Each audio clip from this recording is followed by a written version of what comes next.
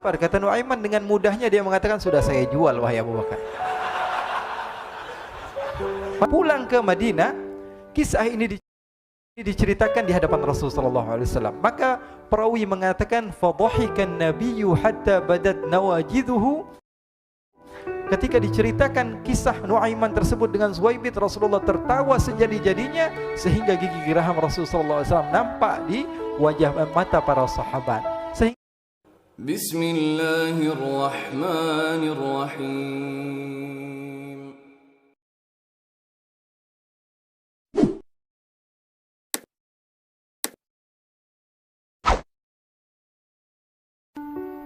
Diriwayatkan oleh Imam Ahmad bin Hanbal dalam musnadnya bahwa ada seorang laki-laki yang bernama Nuaiman.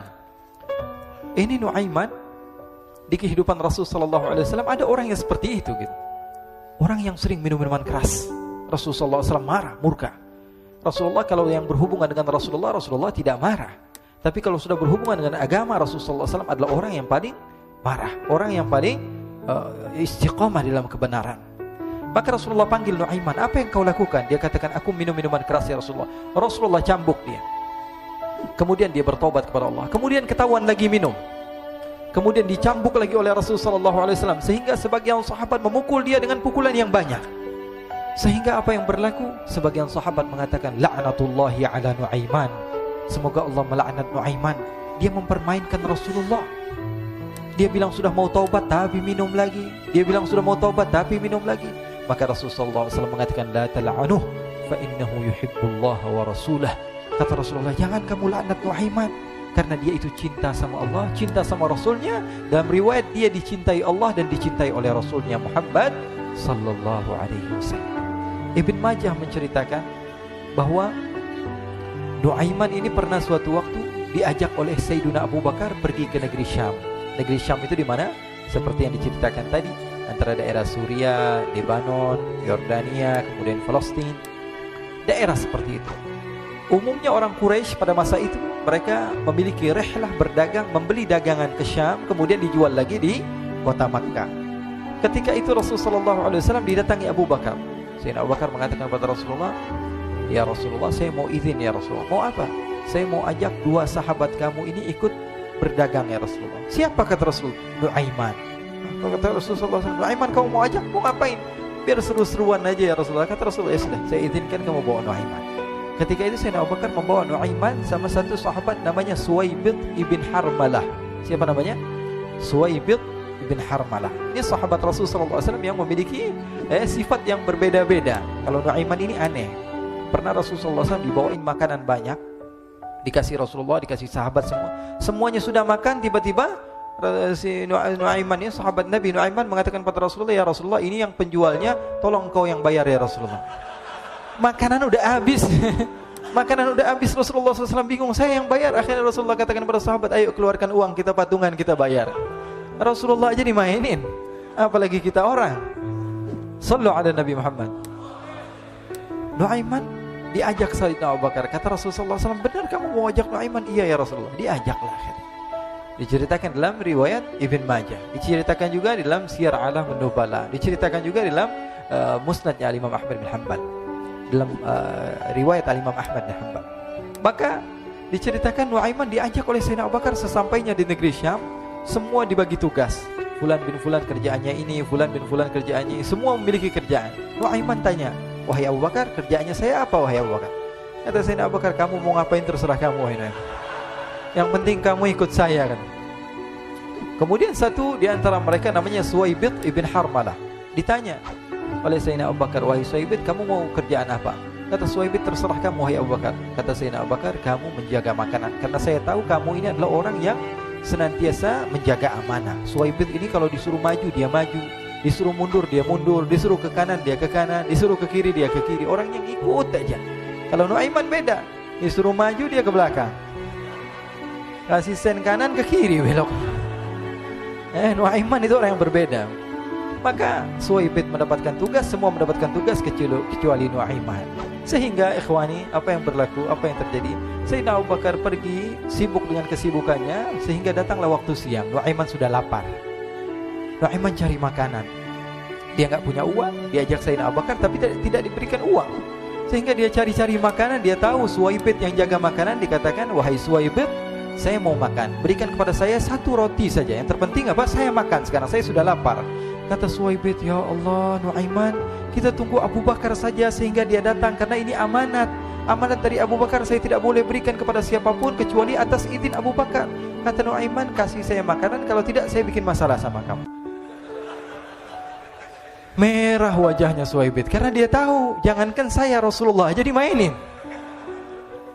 Bingung, apa yang harus saya lakukan? Akhirnya Nuaiman bilang, gampangannya aja, kata Nuaiman, kamu kasih saya makanan, atau kalau tidak saya bikin masalah sama kamu. Bingung Suwaibid, pikir panjang. Setelah itu dia katakan, ya sudah Nuaiman, saya tetap mau jaga amanah Abu Bakar, karena saya takut ini adalah perintahnya Allah, perintahnya Rasulullah SAW, dan perintah daripada Abu Bakar sahabatnya Nabi. Kata Nuaiman, kalau memang begitu kamu maunya, ya sudah, berarti kamu ngajakin berantem sama saya. Nuaiman pergi ke pasar, dia cari-cari tempat penjualan hamba sahaya. Dia lihat-lihat beberapa hamba sahaya, ini berapa harganya? Ini katanya 10 qalanis. Ini berapa? Ini harganya hitungan orang zaman dahulu. Kita sih hitung seperti dirham, berapa ratus dirham gitu. 200 dirham. Yang ini berapa? 300 dirham. Yang ini berapa harga hamba sahaya? 300 dirham. Harganya antara 300, 200 sampai 100. Kemudian Nuaiman mengatakan kepada penjual hamba sahaya tersebut, saya punya juga hamba sahaya, tapi saya jual cuma 20 dirham saja, murah. Katanya, apa benar ada hamba saya harganya segitu? Iya, karena dia punya aib, ada kekurangan. Apa? Nanti kalau kalian tangkap, dia bakalan teriak, saya ini bukan hamba sahaya tapi orang merdeka. Akhirnya semua orang berkumpul mau beli. Ini Nuaiman sama Nuaiman diajak ke Suwaibid bin Harmalah tadi. Kata Nuaiman, itu ada orang yang berdiri sedang menjaga makanan, itu hamba sahaya saya, tangkap saja. Oh baik. Diberikan uang 20 dirham, dimasukkan oleh Nuaiman ke kantongnya, kemudian Suwaibid ditangkap. Ketika ditangkap, Suwaibid teriak, saya bukan hamba saya orang merdeka. Maka orang-orang tersebut mengatakan, saya sudah tahu kekurangan kamu. Ini memang kekurangan kamu, memang kamu, tapi saya tidak perlu dengan bacot kamu, yang penting kerjanya kamu gitu. Ya kan hamba saya untuk apa? Untuk kerja, mau dia ngomong apa, mau ngomel terserah, yang penting dia mau kerja. Akhirnya ditangkaplah Suwaibid dan dijual di pasar. Nuaiman punya uang banyak ini. Dia beli makanan, dia beli minuman, dia beli hadiah buat Rasulullah. Dia beli macam-macam di negeri Syam ini. Waktu itu adalah superpower, adidaya Romawi. Pada masa itu semua barang mahal, tapi Nuaiman banyak uangnya. Dia belanja ini, belanja itu, sehingga Sayyidina Abu Bakar pun pulang. Ketika Sayyidina Abu Bakar pulang, Sayyidina Abu Bakar cari, mana ini Suwaibid? Kita semua sudah lapar. Kata Nuaiman dengan mudahnya dia mengatakan, sudah saya jual wahai Abu Bakar. Maka Sayyidina Abu Bakar bertanya, apa yang kau lakukan wahai Nuaiman? Diceritakan oleh Nuaiman dengan jujur. Nuaiman ini orangnya apa adanya, tapi nyusahin. Saya jual. Akhirnya dibawa oleh Nuaiman, Sayyidina Abu Bakar pergi kemana? Ke pasar, lalu dibeli lagi oleh Sayyidina Abu Bakar As-Siddiq. Suwaibid yang tadinya orang merdeka menjadi hamba sahaya sebentar, kemudian dibeli lagi oleh Sayyidina Abu Bakar. Pulang ke Madinah, kisah ini diceritakan di hadapan Rasulullah SAW. Maka perawi mengatakan, fadhahikan nabiyyu hatta badat nawajiduhu. Ketika diceritakan kisah Nuaiman tersebut dengan Suwaibid, Rasulullah tertawa sejadi-jadinya sehingga gigi geraham Rasulullah SAW nampak di wajah mata para sahabat. Sehingga perawi lain mengatakan, 1 tahun berlalu Rasulullah, setiap ada tamu yang datang pada Rasulullah akan ceritakan kisah Nuaiman menjual Suwaibid tersebut. Jadi ada ikhwani, jangan kalian kira Rasulullah SAW itu hidup di satu masa sahabat-sahabatnya itu seperti ustadz-ustadz yang khusyuk, yang kayak Habib bin Anis ini banyak. Bahkan ikhwani, mungkin di akhir karena masa yang sudah habis, pernah suatu waktu Rasulullah SAW didatangi asyraf, delegasi dari beberapa negara yang ingin mengenal apa itu agama Islam. Sehingga mereka datang ke rumah Rasulullah SAW membawa unta, kendaraan yang ketika itu kendaraan yang paling mahal mereka miliki. Itu untanya yang paling mewah. Diikat di depan rumah Rasulullah SAW. Tamunya pun masuk, duduk bersama Rasulullah SAW. Di depan rumah Rasulullah SAW ada beberapa sahabat. Ada Sayyidina Hamzah. Kalian tahu Sayyidina Hamzah adalah orang yang pemberani. Ada Sayyidina Umar. Kalian tahu Sayyidina Umar adalah orang yang pemberani. ada Sayyiduna Ali bin Abi Thalib, ada Sayyiduna Sa'ad bin Abi Waqqas. 4 sahabat ini lagi nongkrong gitu depan rumahnya Rasulullah sallallahu alaihi wasallam, berjaga sebelum Allah Subhanahu wa taala turunkan ayat wallahu ya'simuka minan nas. Ketika mereka sedang asyik duduk, tiba-tiba Nuaiman datang. Ini Nuaiman kalau datang pasti bikin sesuatu yang aneh. Bahkan dikatakan tidaklah Rasulullah SAW dalam keadaan bersedih, kecuali Nuaiman datang Rasulullah akan tersenyum. Jadi sebagian sahabat itu senang kalau sudah Nuaiman datang, pasti Rasulullah bahagia. Tapi ketika itu Nuaiman datang, ingin duduk bareng-bareng Sayyidina Hamzah. Sayyidina Hamzah katakan kepada Nuaiman, bercanda begitu. Nuaiman, kamu lihat unta orang datang dari luar Arab ini. Lihat, kata Nuaiman, ini besar banget ini, badannya besar gitu. Dagingnya pasti banyak. Iya, ini kalau kita sate enak nih ntar malam. Kata Nuaiman. Kata Sayyidina Hamzah, apakah kamu berani? Kata Nuaiman, saya berani aja asal kalian gak bilang sama Rasulullah. Kata Sayyidina Hamzah, benar wahai Nuaiman, benar kan? Akhirnya Sayyidina Hamzah lupa masalah itu, cuma bercanda-bercanda saja. Sayyidina Hamzah lagi asik sama Sayyidina Umar, Sayyidina Ali. Tiba-tiba apa? Ternyata ketika dia melihat unta tersebut sudah pisah antara kepala sama badannya. Nuaiman mengatakan, wahai Hamzah, ini unta saya sudah potong, saya mau pergi sebentar. Kalau Rasulullah cari saya, tolong jangan beritahu di mana saya. Nanti kalau keadaan sudah aman, mari kita nyate bareng-barengan. Ini ada yang seperti itu di zaman Rasulullah SAW.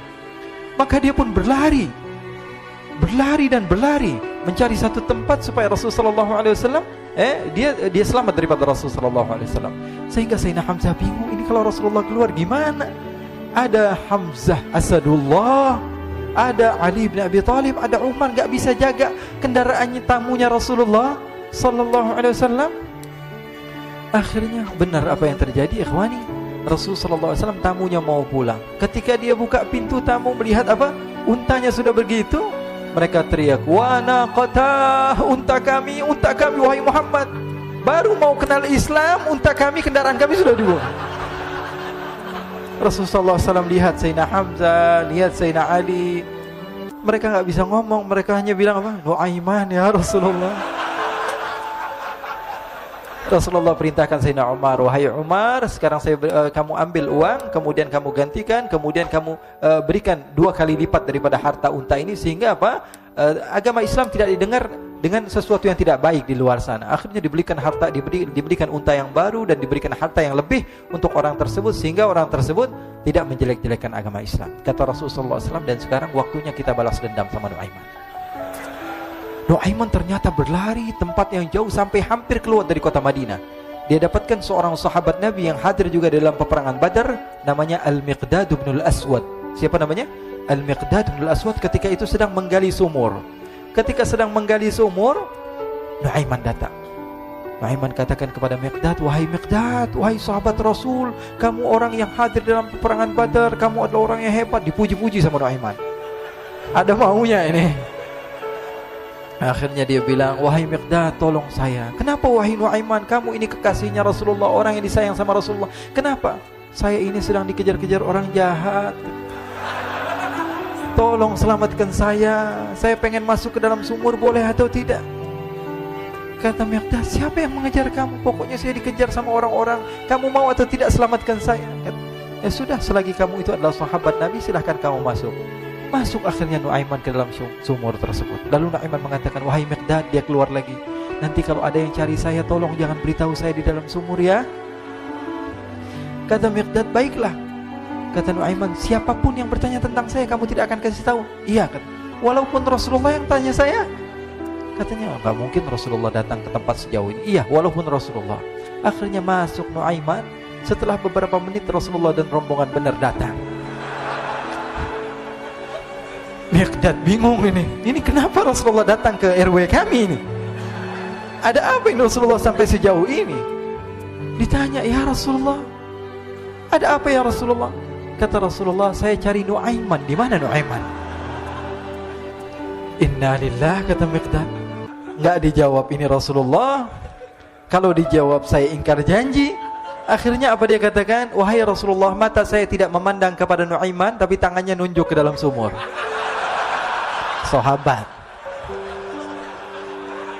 Apa dia bilang? Mata saya tidak melihat kepada Nuaiman, tapi tangannya nunjuk ke sumur. Akhirnya dibuka sama Rasulullah, Nuaiman muncul. Kata Rasulullah, Nuaiman, kamu bikin malu saya, wahai Nuaiman. Ya Rasulullah, yang bersalah bukan saya, tapi orang yang mencari saya bersama kamu ya Rasulullah. Akhirnya Rasulullah nengok, siapa? Ternyata Nuaiman sudah lari kabur. Sallu ala Nabi Muhammad. Kisah-kisah seperti ini sebenarnya banyak sekali ya. Ini menunjukkan kepada kita bahwa kehidupan Rasulullah itu begitu indah. Rasulullah SAW, kalau kamu mau menjadi orang yang baik, contoh Rasulullah. Mau menjadi bapak yang baik, contoh Rasulullah. Mau menjadi pemimpin peperangan yang baik, Rasulullah. Mau menjadi murid yang terbaik, contoh Rasulullah. Bagaimana akhlak Rasulullah. Mau menjadi suami yang baik, contoh Rasulullah. Dalam segala hal, apapun itu Rasulullah SAW adalah makhluk yang paling terbaik.